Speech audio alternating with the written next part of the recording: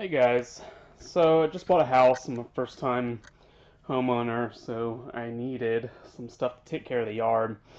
And luckily, my mom's getting too old to push a mower around, so I inherited uh, her lawnmower here. And let me see if we can get a shot of this. This is a Briggs and Stratton 625 series, a Poulon Pro. So everything was working fine for a couple weeks. I was able to mow the lawn, but started dying on me. Just had a lot of issues. Changed the oil, messed with the filter, did some of the basic stuff before really deciding that I needed to tear apart take that carburetor off and take a look into it. So that's sort of what I'm going to show. Just some of the pieces of the carburetor. And I think, the carburetor, from everything that I see, looks exactly like every other carburetor on every other mower, so we're going to be alright. Right there, you'll notice that the carburetor is missing. That's because I've already taken it off. And but yeah, this is the mower that came off of what I'm using in this video. Basically, I was going around online and trying to find answers to how to fix this stuff, and it looked like the number one, all the resources say that your carburetor is probably the biggest problem. So I decided to take a look at mine. I went ahead and disassembled the whole thing, and I got a couple of the main components here. Sorry if it's out of focus, but we'll fix that. But I got a couple of the main components here, and I was just so frustrated online. I'm not an engine guy, definitely not a small engine guy, parts guy. So I just wanted to go over some of the things that I learned while trying to do this. So to start off, if you're reading on different forums and stuff, they're going to talk about the different parts, and if you don't know what they are, hopefully this will help out a little bit. So this is the main part of the carburetor, and it's got this little valve here, and no matter what you're doing, you definitely want to make sure that this valve moves nice and freely, and that it's not gunked up or anything like that. All these pieces here, I've already finished cleaning. So most of the advice that I got online was that all this stuff needed to be cleaned. So I took this thing apart. It's already apart, and just kind of scrubbed each individual piece. Okay, so this here is the carburetor bowl, and it's held on to the bottom piece right here by a little nut, which is this piece. And this piece here has got this dingy little washer on it. But what's important about this nut is that you can see here there's a little hole right there, and there's a little hole right there. And you want to make sure that these holes are free and clear. You can kind of see my finger through there. I've cleaned this one out pretty good. I just grabbed a piece of wire jumper, really, and I just sort of dug all the gunk and grime out. But yeah, you want to make sure that this is nice and clear, and that you can basically blow air through there. I think that's the goal. So I've learned that you want this nice and clean, and the cleanliness of the bolt can actually affect how the lawnmower operates. So make sure this is nice and clean. This comes with like a cheap little piece of cork, plastic, rubber washer that's going to sit on this. Before I started all this stuff, I went out to Amazon and I just bought this little carburetor kit, and it comes with a lot of the stuff you'll need, a lot of stuff you don't need. So it comes with, oh man, that's reflective. It comes with lots of extra pieces. They're good to have around, I guess. Alright, so this is the needle. So if you ever hear them talk about the needle valve and the needle, that's this piece right here, and it attaches to the float. So this is the float. If you're reading on the forums, this is the float. The float, the needle sits here into the float valve, into the float. There's a nice little groove. I don't know if you can see it. Let's see if we can do it right there.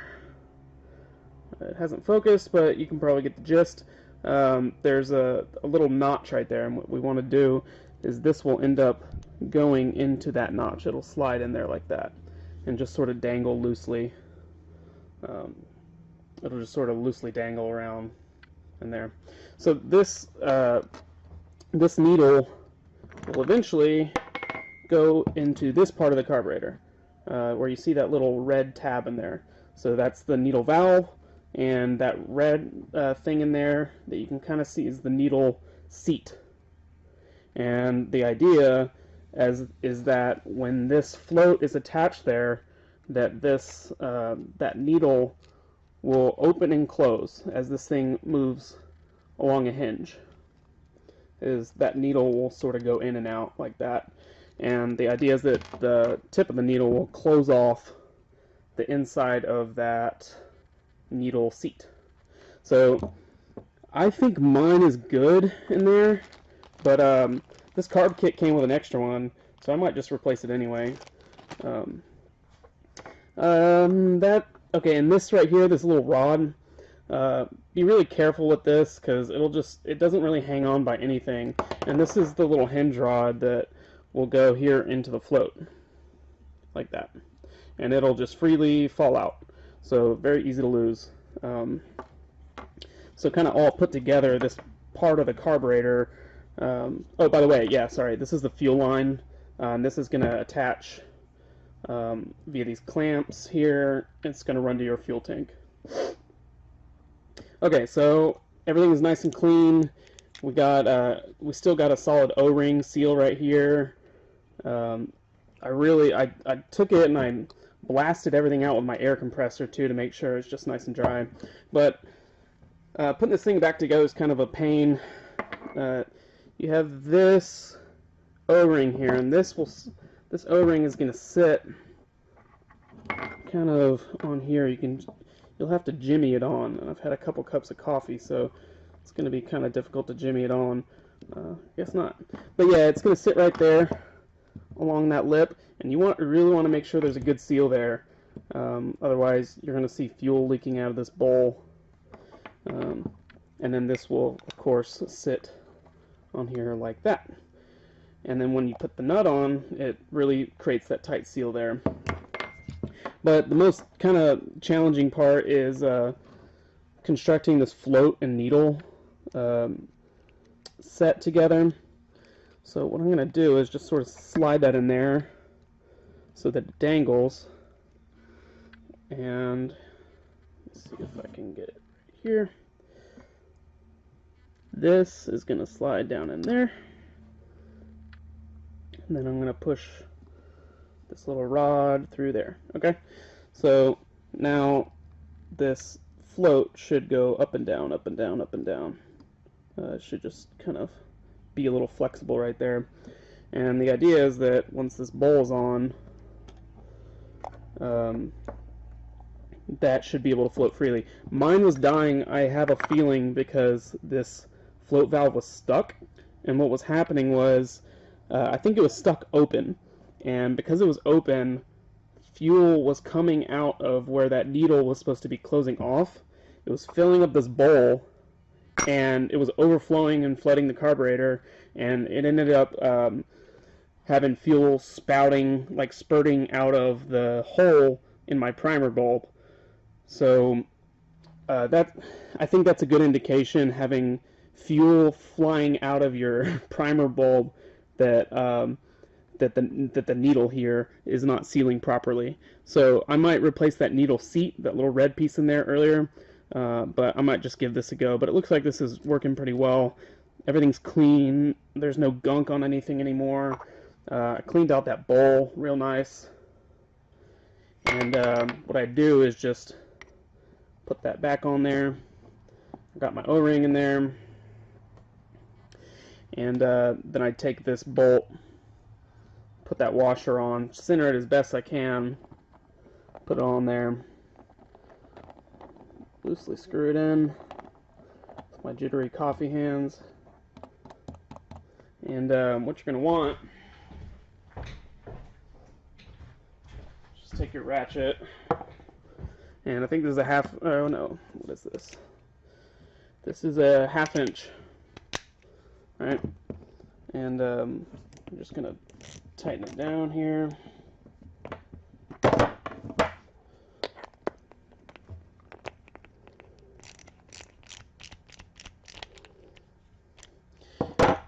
there. And then from there, you've kind of reassembled it. And obviously, if you want to do that in reverse, this still should move nice and freely, but everything should have a nice seal. I cleaned out this fuel line. Who knows if that was having issues, if there was a problem in there, because I think I saw some water in there. Either way, there is the carburetor fully assembled again. And all you're going to do at this point is sort of bolt this back on to your mower. And I can show you all that here in a little bit. Reassembling that whole thing, I went ahead and took it apart again because something didn't feel right, and I realized what it was, and it's this float. And as the name suggests, the float should float. And I don't know if you can see this in there, but you can see a little air bubble in there, and we don't want that. This whole thing is full of gasoline. So I realized that this thing, you know, why was that needle sticking open? And it's probably because the float wasn't moving right. And because the float wasn't moving right, why was that? Well, looking at this thing, I was like, you know, this probably shouldn't be filled with liquid.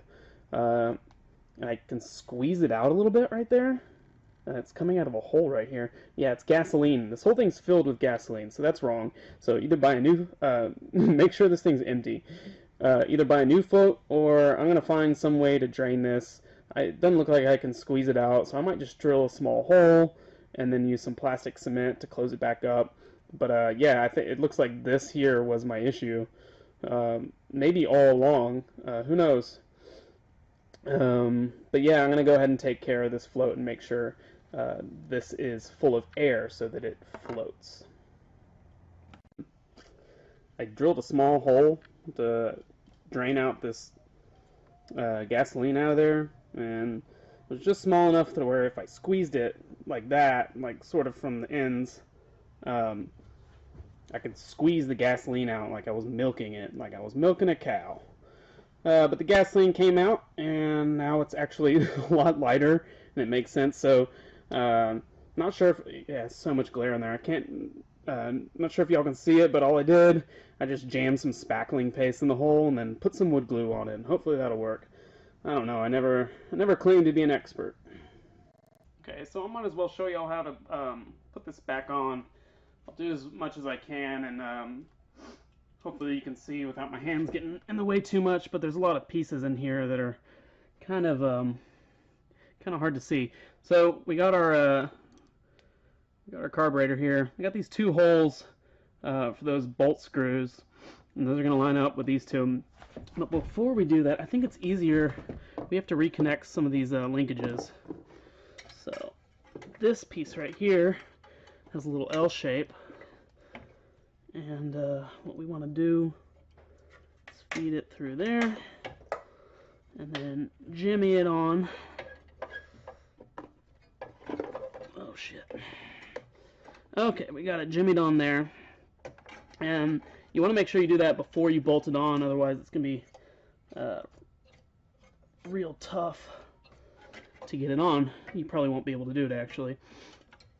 The next thing you want to do is this little hinge right here needs to link back up with that circle. You may not be able to see it, but that's what I'm attaching right now. It'll be clear to you if you got it in front of you. Okay, got that on there. Okay, so we're all set there. I'm just gonna align those, align that with the holes. Got my two screws. Just gonna pre-thread them a little bit.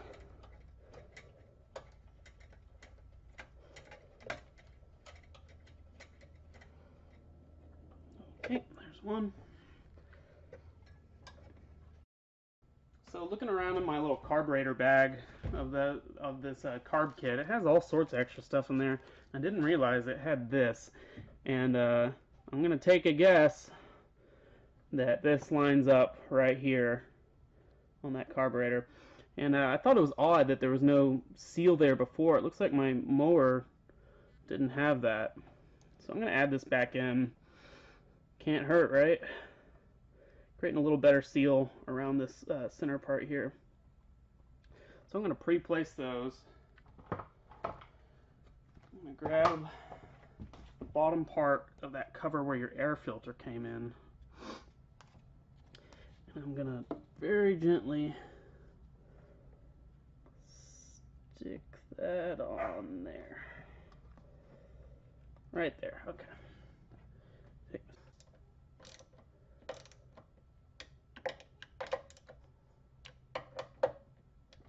Alright, so that's on there. Nice and secure. Got our air filter. Oop.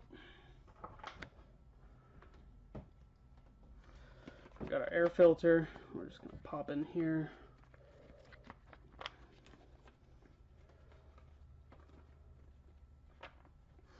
We got our air filter, which we'll just sort of pop in here. And that will line up. There's 3 little hooks here.